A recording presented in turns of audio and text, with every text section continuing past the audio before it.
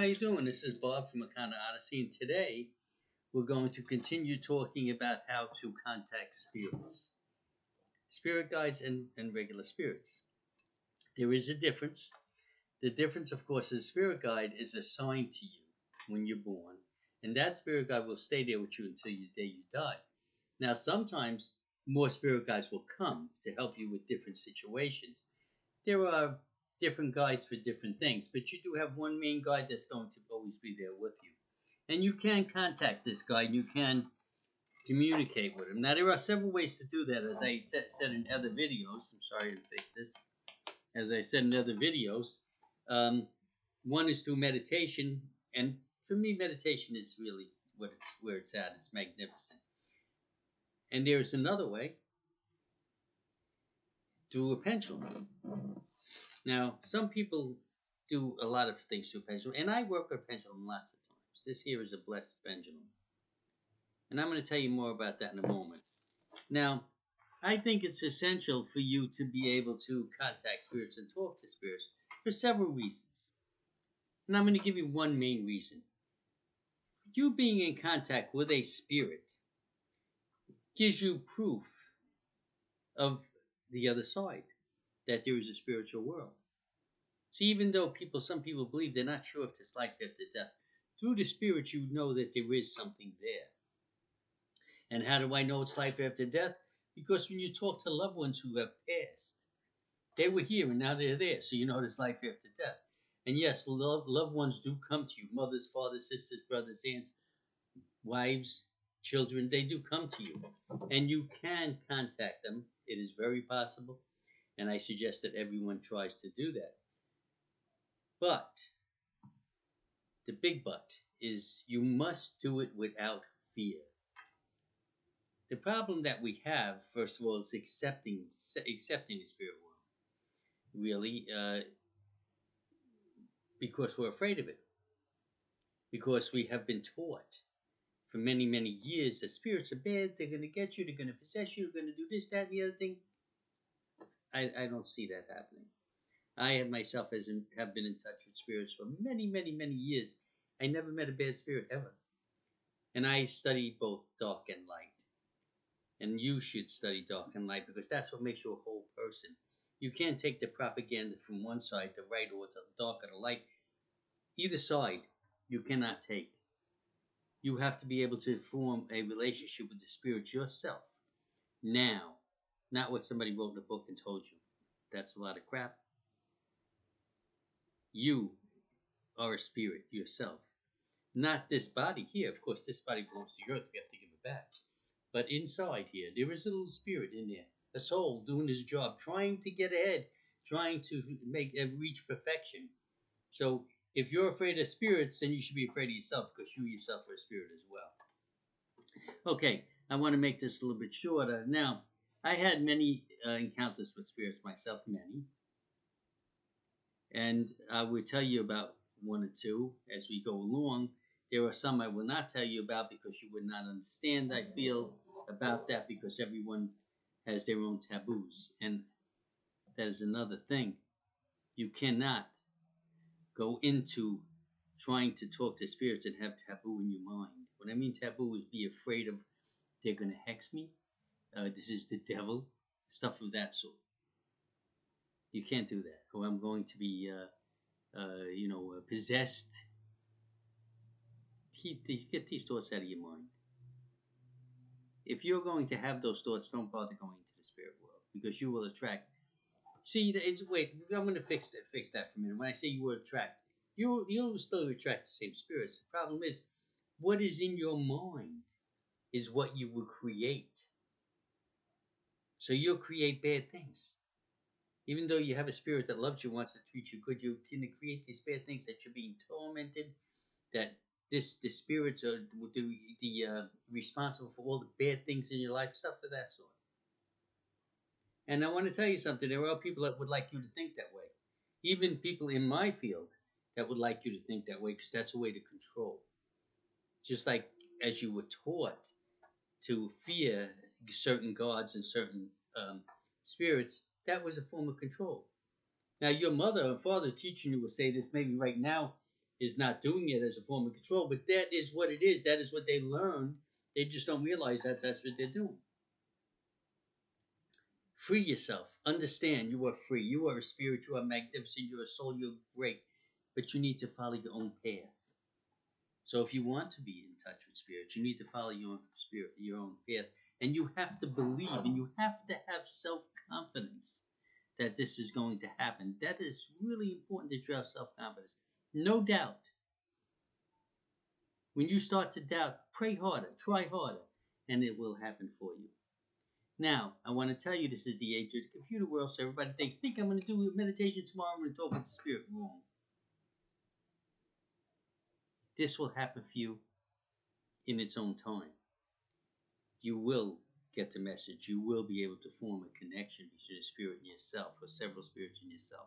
It will happen if you believe and you're persistent. But don't expect overnight results, because it really doesn't happen that way. Now we do everything through Google, but I don't think we can Google a spirit. Not yet.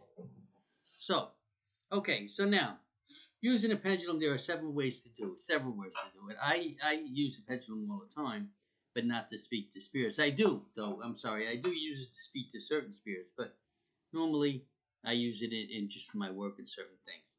So you might want to get a piece of paper first for some of you, like this. I'll put it close to you. And you see I wrote yes and no on it? And if you notice the yes and no, it's here and here, okay? I want you to keep that in mind. Now, so you'll take this pendulum, and you could even write the alphabet on it, and I'll explain that in a moment. Now, normally what happens is, I'm going to pull this down a little bit here like this right now. Normally what happens is it will go this way, and I'm making it do this right now for yes. And it will go this way for no, side to side. And if it were at 11 o'clock or 1 o'clock, it would be there maybe, or sometimes they're not going to answer. Now, what I want to tell you is that there are people who yes is this way and no is this way. A few, but normally it is the other way, yes and then no. Now, if you're using this paper, okay, again, you see that they're right across from each other, yes and no? Okay, what'll happen, and I'm going to do it for you in a moment, is that it will go this way and this way rather than that way. Now watch, I'm going to show you. Now the no is on my side here, on my right. The yes is on my left. So now I'm going to take this, and I'm not going to do it. You can see my hands still, hopefully. And I'm going to say, show me yes. And you see she goes to yes. Now I'm going to say, show me no. Now she starts to swing a little bit, and she goes to no. You see that? Show me yes again, please. She'll swing around for me. And she will show me yes. I said, show me yes, I meant in my mind. See that? Now please show me no one more time. She will spin, and she will go to no. Now, again, so you see, when it's written down, she's going to follow where the words are, because this is what you're asking her. But up here, if I say, show me yes, babe, she shows me yes by going, a straight back and forth. Show me no. And you see she's going to turn around. I'll go, hi, she's going to turn around. And now she's going to show me no in the other direction. Now, what's going on is yes and then no. Okay? But on the paper, instead, I'll put it over the paper again, and I will say, show me yes. And she shows me yes. Show me no. Show me no. She's going nice and slow, and then she's going to go. No. You see? Now, I know you might not get a clear picture. So she will follow the words, so you know she's accurate. Now, if you want to spell somebody's name out, you can write the alphabet and ask questions, like maybe what was your name in the past life? What is your father's name, your sister's name, whatever. And she will spell the name for you. Try that. Not everybody can use a pendulum, but actually, I'm going to take that back. Everybody can use a pendulum. However, you have to have a system of belief. You have to believe in every single thing you do. and then it works out for you. If you do not believe, you don't get the same results. A lot of people get these pendulums and they use them as a toy.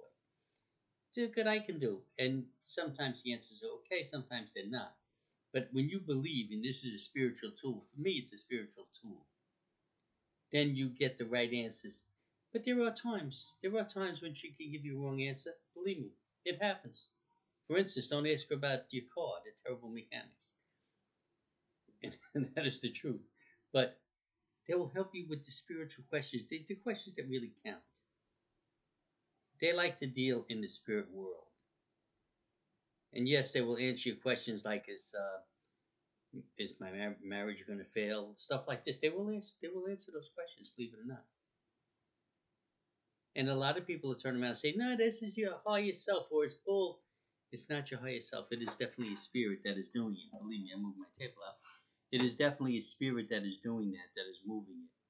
So that is a way to contact spirits. Now, there are many other ways to contact spirits, but when it comes down to the nitty gritty, contacting spirits is something that we're all capable of doing. It's a matter of getting rid of the taboo that we have in our mind that's been placed there. Remember, quickly, I'll just give you this part. When you're born, you don't know anything. Your mother and your father puts a little computer card in your head and you program it. You program your language, what you like, what food you might like, what dress you wear, if you wear a dress or whatever. Then she lets you go to school and you programmed again another computer chip, bing, bing, bing, in your head, and they're teaching you everything that they learned someplace else. And then you go to college and they're doing the same thing, indoctrinating you. So it isn't until you get about 35 years old before you start to go, holy shit, what am I doing? I am not myself. You haven't had one thought that was yours. All your thoughts are based on other people and what they told you. And you might go, no, I'm an independent person. No, you are not. You are a person who reacts to what you have learned, whether it's your job or anything in your life. So that what we have to do is through meditation and stuff like this, we find out who we are and we become who you are. You might want to be Billy, Johnny, Fred, Ted, Mary, whatever. You'll know who you are. But until you get the other people's thoughts out of your mind, you will never be free. Not completely. So, that being said, that is possible to do. You just have to get close to your gods, understand and pray for freedom, pray for understanding, and let go of all the crap that you have learned and start programming your own computer. Reboot it. And then once you do that, you'll be able to contact spirits. So blessed be. Namaste. If anybody wants me, 321-274-7442. Or you can leave me a message here on Facebook or YouTube. This will be on both. You can also text me at Bob McCain, MCCANE, 847 at yahoo.com. So blessed be. Namaste. Please like this video and please subscribe. I'd really appreciate it.